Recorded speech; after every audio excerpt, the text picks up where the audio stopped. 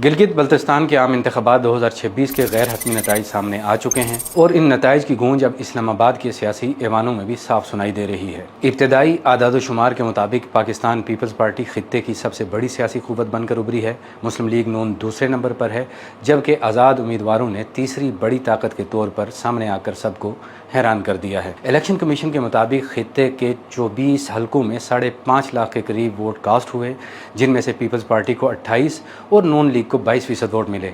लेकिन ये इलेक्शन सिर्फ नंबर्स का खेल नहीं था, बल्कि उसके बाद शुरू होने वाली सियासी जंग अब एक नया रुख इख्तियार कर चुकी है। नताइज सामने आते ही विफाक में इत्तेहादी जमातें पीपल्स पार्टी और नून लीग एक दूसरे के सामने आ गई हैं।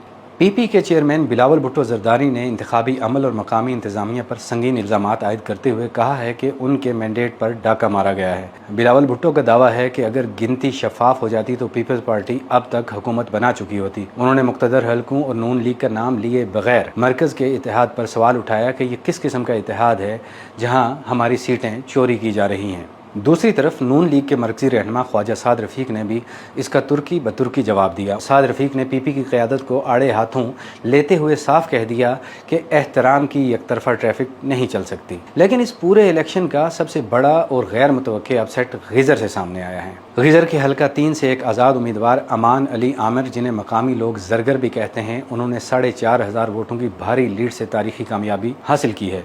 बाद मुबसरीन का ख्याल है कि ये पीपल्स पार्टी का रिवायती इस्माइली वोट बैंक था जो उन्हें मिला, लेकिन मकामी सहाफ़ी अली अहमद जान इससे इख्तलाफ करते हैं।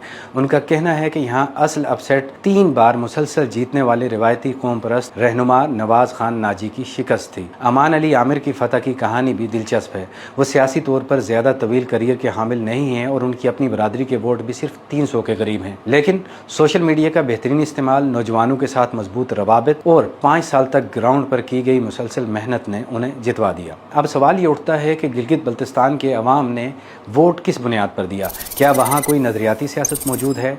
तजियाकारों के मुताबिक इस बार भी अलमिया ये रहा कि अवाम ने इलाकाई मसाइल और पार्टी मंशूर पर वोट नहीं दिया, बल्कि फैसले अपनी ज़ाती पसंद नापसंद और बरादरीज़म पर हुए। नून लीग के अलावा किसी दूसरी जमात ने अपना बाकायदा मंशूर जारी नहीं किया। सहाफ़ी अली अहमद जान का कहना है कि पीपल्स पार्टी ने कोई सियासी नज़रिया पेश करने के बजाय हर इलाके के लिहाज से अलग इंतखाबी हिकमत अमली और मजहबी कार्ड का इस्तेमाल किया। दूसरी तरफ दियामर डिवीजन का इंतखाबी ढांचा पार्टियों के बजाय मुकम्मल तौर पर लिसानी और बरादरी की बुनियादों पर मुनक़सिम रहा, जहां वोटर्स ने अपनी मखसूस कौमों को तरजीह दी। इस इलेक्शन में ख़वातीन की शराकत दारी के हवाले से 2 बिल्कुल मुख्तलिफ मुशाहिदात हैं। तजियाकार अब्दुल जब्बार नासिर इसे एक बड़ी और मुस्बत सियासी तब्दीली के तौर पर देखते हैं। उनका कहना है कि माजी में दियामर के इजला तांगीर और दारेल में ख़वातीन को वोट डालने की इजाज़त नहीं होती थी, लेकिन इस बार ख़वातीन ने आज़ादाना तौर पर काफ़ी तादाद में अपना हक़ रायदही इस्तेमाल किया। ताहम सहाफ़ी रोशान दीन दियामरी इस इंतखाबी शफाफियत पर संगीन सवालात उठाते हैं। उनका मुशाहिदा है कि तांगीर जैसे रिवायती इलाकों में ख़वातीन की कोई हकीकी पोलिंग नहीं हुई,